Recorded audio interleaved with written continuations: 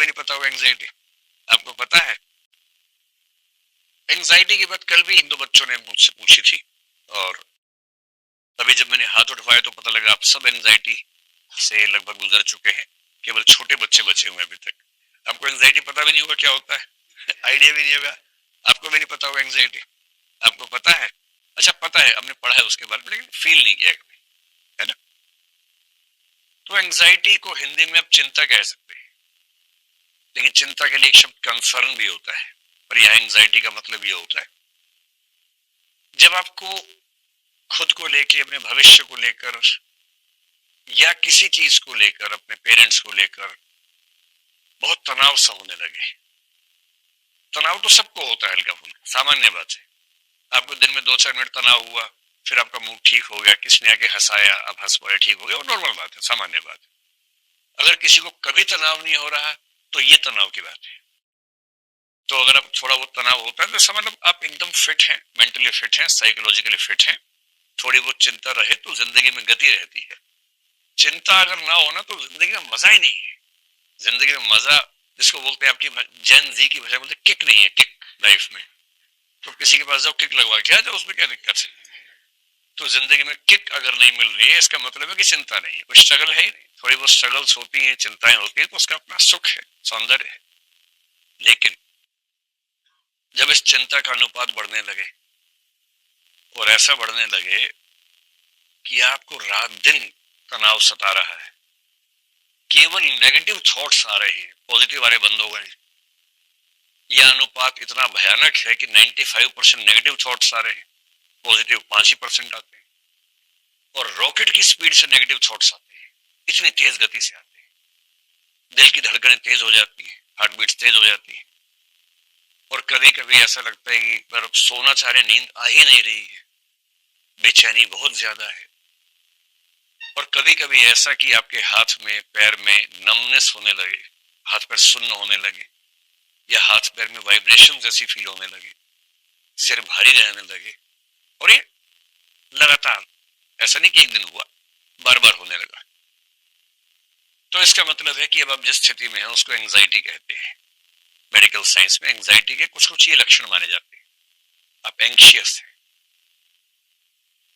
और एंजाइटी समय रहते ठीक न हो, स्पेशली अगर 2 सप्ताह तक लगातार चल जाए इसी लेवल पर, तो खतरा होता है कि आप डिप्रेशन की तरफ जा रहे हैं। और डिप्रेशन इतनी बुरी अवस्था है कि भगवान करे किसी के दुश्मन के भी ना आए, हमारे दोस्तों की तो ना ही आए, दुश्मन को भी इतना बड़ा श्राप मत देना कि डिप्रेशन में चला जाए, तो बहुत बड़ा श्राप है। डिप्रेशन का मतलब है कि आप हिल ही नहीं रहे, उठ ही नहीं रहे, लेटे हैं तो लेटे ही, न खाने का मन कर रहा है या बहुत ज्यादा खाने का मन कर रहा है, दोनों में से एक से भी हो सकता है। अमूमन एक खाने का मन नहीं कर रहा, ना पढ़ने का मन कर रहा है, ना कहीं जाने का मन कर रहा है, किसी से मिलने का मन कर रहा है, कुछ करने का मन नहीं कर रहा, किसी से बात करने का मन नहीं कर रहा, अकेले बैठे हैं, आंखों से आंसू बहते जा रहे हैं, कई बार आप समझ ही नहीं पा रहे क्या हो रहा है। और आपके आसपास जो ज्ञानी लोग हैं वो क्या कह रहे हैं, अरे ऐसा कुछ नहीं होता, डिप्रेशन कुछ नहीं होता, चल हमारे साथ। ये बहुत ही हल्का आदमी है, इसको पता नहीं डिप्रेशन क्या होता है। डिप्रेशन बहुत गंभीर रोग का नाम है, ये हंसी मजाक से सॉल्व नहीं होता है, ये गंभीर समस्या होती है। और आप लोगों की उम्र में इसके चांसेस थोड़े ज्यादा इसलिए होते हैं, एक तो आप लोगों की उम्र ऐसी है कि ये उम्र दोस्ती, प्यार, मोहब्बत वाली उम्र है। इसी समय आपके सामने सबसे बड़ी जिम्मेदारियों का बोझ भी है, सफल होना है, परिवार को सेटल करना है, ये क्राइसिस है, ये युवा जीवन में क्राइसिस रहता है। फिर आपके हार्मोन्स सभी ऐसे जो उछलते बहुत ज्यादा है, जब आप 30-35 के हो जाएंगे तो हार्मोन्स आपके उछलेंगे कम, हल्का हल्का ऐसे ऐसे होते हैं, अभी ऐसे ऐसे होते हैं। जब हार्मोन्स यूं ही उछलते हैं तो परेशान करते हैं, और ये आप नहीं चाह रहे, ये आपकी बायोलॉजी है। मतलब एक बड़ी सुंदर किताब है, it's not you it's your biology. जो आप है वो आप नहीं है, आपकी जैविकी है, आपके हार्मोन्स आपको वैसा बना रहे जैसे आप हैं। तो इस उम्र में उछल कूद मचाना बहुत नॉर्मल बात है। इस उम्र में वो हार्मोन्स आपको परेशान ज्यादा करते हैं, स्वाभाविक सी बात है। और क्योंकि वो हार्मोन्स की अपेक्षाएं ज्यादा हैं, इसकी निराशाएं भी ज्यादा होती है। अपने फादर को आप कभी देखिएगा, वो ना बहुत खुश होते होंगे ना बहुत दुखी होते होंगे, इसलिए नहीं कि बहुत महान आदमी है, क्योंकि उनकी उम्र 50 साल है और आदमी है। 50 साल का आदमी आमतौर पर लगभग ऐसा हो जाता है। और ये हार्मोनल बैलेंस, जैविक, उन सबके फैक्टर्स ज्यादा होते हैं।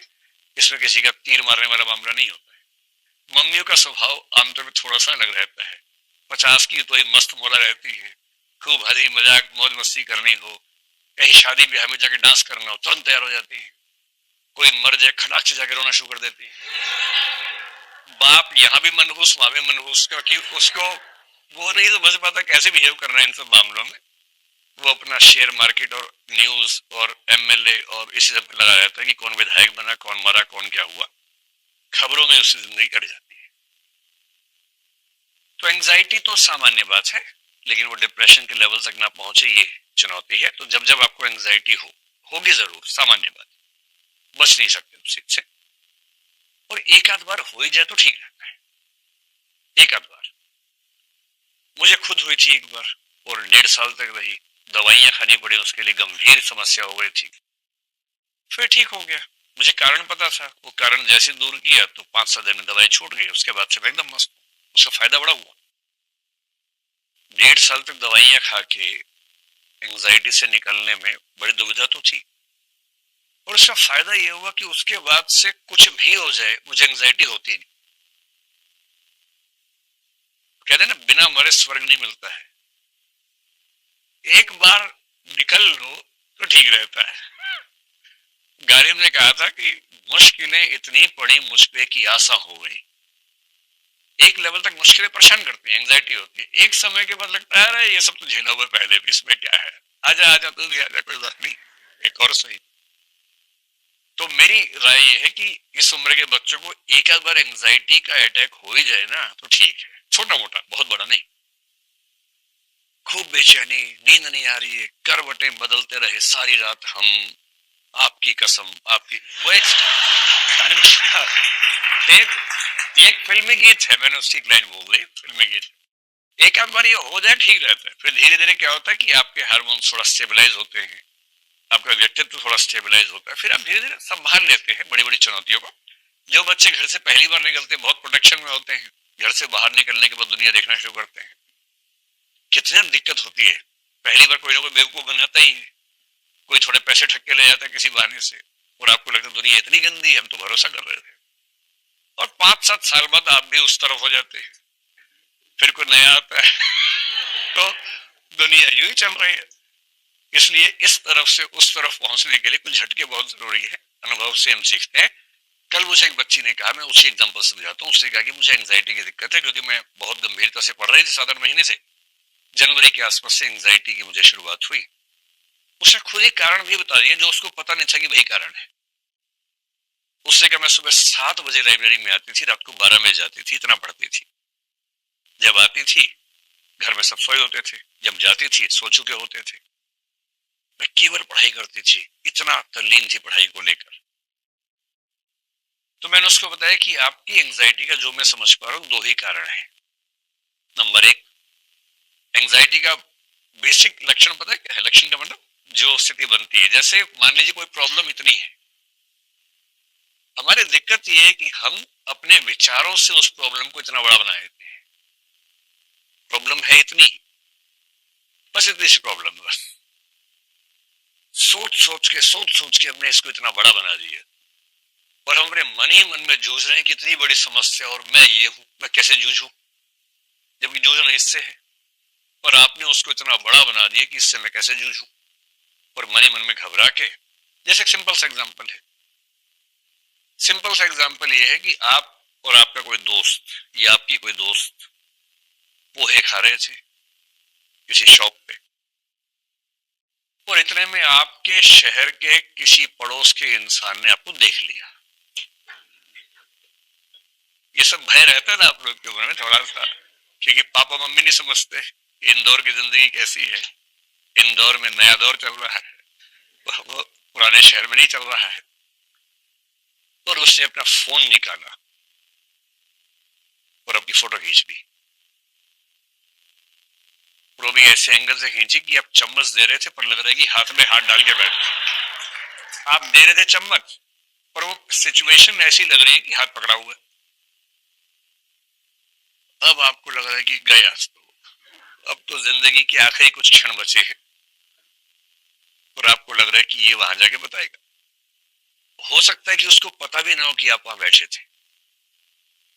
हो सकता है कि बहुत सारी भीड़ थी, पचासों लोग थे, आप भी थे, शायद उसकी नजर भी ना पड़ी हो आपके ऊपर, शायद उसने यूं ही, और फोटो ना भी खींची, शायद उसने बेशक फोन अपना लिया हो, किसी और काम से सेल्फी खींच रहा हो, क्या पता, और सेल्फी के उस तरफ आप बैठे हो, क्या पता सेल्फी खींच रहा हो मुंह टेढ़ा करके, जैसे आजकल लोग करते हैं, आंख इधर करके, मुंह उधर करके, सुअर जैसा मुंह बना के सेल्फी खींचते हैं, जो प्यारा सा पिग जैसा, छोटा पिग जो होता है प्यारा सा, वैसी फोटो खींचते हैं अपनी।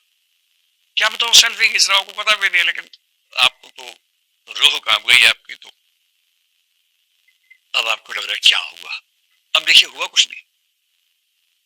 हो सकता है वो व्यक्ति पहचान भी गया हो, तो उसको ये अंदाजा हो कि भाई बड़े शहर में बच्चे ऐसे करते हैं, मेरे बच्चे भी तो रहते हैं, मैं क्यों किसी बच्चे की प्राइवेसी पे हमला करूं, कल को कोई मेरे बच्चे की प्राइवेसी पे हमला करेगा तो नहीं करना चाहिए। हो सकता है वो कुछ ना करे, और आपके मन में कल्पनाएं शुरू हो गई है, रॉकेट की गति से शुरू हो गई है। अब ये फोटो मेरी मम्मी को भेजेगा, पापा को भेजेगा, पापा देखेंगे, दिल का दौरा पड़ जाएगा पापा को, अटैक। ओह, फिर ताऊ जी देखेंगे, फिर मोहल्ले में फैल जाएगी फोटो, फिर अखबार में कल छपेगा, फिर यूट्यूब पे कई वीडियो बन जाएंगे। भाई अब मैं क्या करूं, मैं तो बदनाम हो गया, या हो गई, ये हो गया, वो हो गया, अब मैं क्या करूं, और एंजाइटी शुरू, तनाव शुरू। अब आपका दोस्त कह रहे चलो चलें, आप ऐसे कर रहे हैं, कुछ समझ ही नहीं आ रहा आपको, और अगले 2-3 दिन तक आप एंजाइटी से भरे हैं, कुछ हुआ ही नहीं। 3 दिन बाद आपको होश आया, कुछ नहीं हुआ, कुछ नहीं हुआ, ओह, बाल बाल बच गए। दिक्कत जो थी उसको इतने गुना आपने मन में बढ़ा लिया कि आप उसी से जूझ रहे हैं। और कल जो बच्चे थे उसने क्या किया, 2023 में जो यूपीएससी का प्रीलिम्स आया, इस बार बहुत लोगों को एंजाइटी हो रही। 2023 में जो प्रीलिम्स का पेपर आया, आज तक का सबसे मुश्किल पेपर था वो। सी सेट का तो था ही, जीएस का भी ऐसा था कि कट ऑफ पहली बार 75 आई है जनरल कैटेगरी में, जबकि पिछली बार 86 थी 200 में, इस बार 75 है। आज तक इतनी कम कट ऑफ नहीं आई, क्योंकि पेपर टफ था, सिंपल सी बात। अब 200 में से 75, यानी जिसने 100 में से 38 सवाल ठीक किए उसका प्रीलिम्स हो गया जनरल में। एससी एसटी में और नीचे है, ओबीसी का ऑलमोस्ट इक्वल है, एससी एसटी डब्ल्यूएस का और नीचे है, काफी नीचे तक भी गया है। आपको 100 में से 38 सवाल करने, 10 में से 4 सवाल ठीक आने चाहिए बेसिकली। लेकिन आप जब पढ़ रहे हैं, फिर क्वेश्चन सॉल्व कर रहे हैं पिछले साल के, जैसे 10 में से 4 हो रहे हैं, आपको चिंता कि 6 नहीं हो रहे हैं। बस आपको ये नहीं पता कि 4 होने पर प्रीलिम्स हो जाता है, और आपने चिंता इतनी बढ़ा ली कि अरे टॉपिक पढ़ लिया फिर भी नहीं हो रहे। आप समझ ही नहीं रहे कि यूपीएससी का तरीका क्या है सवाल पूछने का। तो एंजाइटी का सिंपल कारण पहला होता है कि जो समस्या है उसको बहुत बढ़ा चढ़ा के अपने मन में बैठा लेते, उससे जूझते रहना। और दूसरी और सबसे खास वजह यह है, किसी ऐसे व्यक्ति का आसपास न होना जिससे बात करके एंजाइटी कम हो जाए या ठीक हो जाए। वो आसपास आमतौर पर दोस्त होते हैं, दोस्त से अच्छा कोई साथी इस मामले में नहीं होता है। पेरेंट्स तो एंजाइटी कई बार दे रहे होते हैं, तो उनसे आप कैसे एंजाइटी खत्म करें। किसी किसी को अच्छे ऐसे पेरेंट्स मिलते हैं, स्पेशली ऐसी मम्मियां मिल जाती हैं जो एंजाइटी खत्म कर देती है। पर कई घरों में क्या होता है, आप लोगों की उम्र में पेरेंट्स एंजाइटी का सोर्स हैं, तो आप उनसे कैसे डिस्कस करेंगे। वो तो जैसे उनसे बात करेंगे, पापा एग्जाम पास है, घबराहट हो रही है, पापा बोलेंगे 2 साल से पाल रहा हूं तुझे,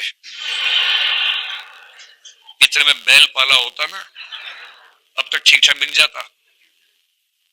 अब आप सोच रहे हैं कि अरे यार किसको मैं बता रहा हूँ एंजाइटी हो रही है, जिसको एंजाइटी का मतलब नहीं पता, वो आपको लगता है ये तो ठीक सोर्स नहीं है, ये तो और बढ़ा दी एंजाइटी, 1.5 गुना करके भेजी है।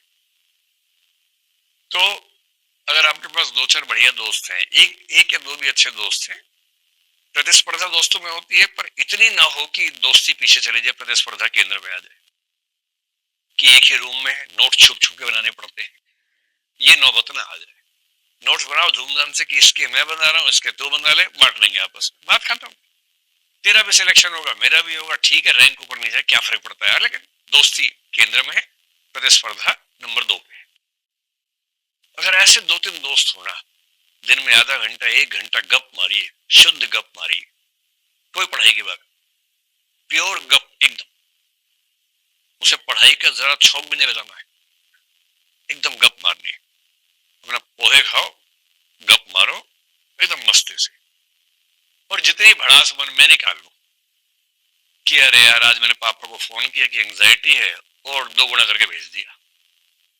बोले हमारे घर में भी है यार, ये बाप नाम का प्राणी होता ही ऐसा है, इनसे जितना बचो उतना बढ़िया, इनसे महीने में सिर्फ उस दिन बात करो जिस दिन पैसे मंगवाने हो।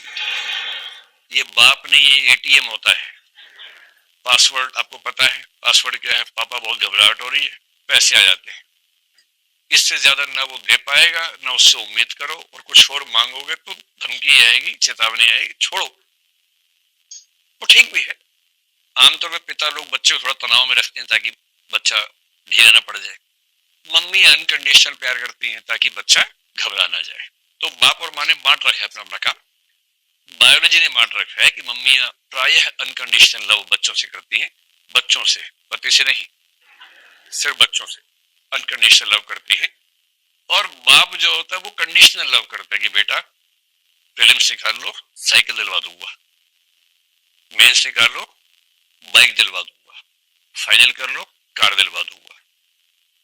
और बेटा अगर नहीं हुआ तो, प्रीलिम्स नहीं हुआ तो साइकिल नहीं रिक्शा, मेंस नहीं हुआ तो बाइक नहीं ऑटो, और इंटरव्यू नहीं हुआ तो कार नहीं टैक्सी दिलवाऊंगा तब भी। लेकिन तब सीधे सीधे स्टार्टअप तुम्हारा शुरू करवाएंगे, रिक्शा का स्टार्टअप। तो बाप ऐसे करता है, कंडीशनल लव करता है। माँ मस्त रहती है, मम्मी अगर प्रीलिम्स नहीं हुआ तो क्या हुआ, मेरा बेटा है तो आजा बच्चे, आजा बेचा, राजा बेटा, राजा बेटा, राजा बेटा, रिक्शा चला रहे पर राजा बेटा है, राजा राजा होता है, माँ की नजर में तो राजा ही है। तो भाई अपने आसपास एक ऐसा व्यक्ति या 2 ऐसे व्यक्ति रखिए जो अनकंडीशनल फ्रेंड्स आपके हों, दोस्त हों, शानदार दोस्त हों। कल वो बच्ची बोले सर वही तो नहीं है, मैंने कहा वो मैं तो नहीं बनवा सकता भाई, है ना, वो तो आपकी उम्र के आपके आसपास के बच्चे ही होंगे। अपने आसपास देखो कोई ना कोई दोस्त बनेगा, बड़ा मस्त होके घूमो फिरो, किताबों से बाहर निकलो। और यहाँ तो हर चौथी शॉप खाने पीने की है, घुस जाओ किसी शॉप के अंदर, दोस्त बन जाएंगे। उससे एंजाइटी कंट्रोल में रहेगी, और एंजाइटी सच में सीरियस प्रॉब्लम है, आप लोगों को इससे बचना चाहिए।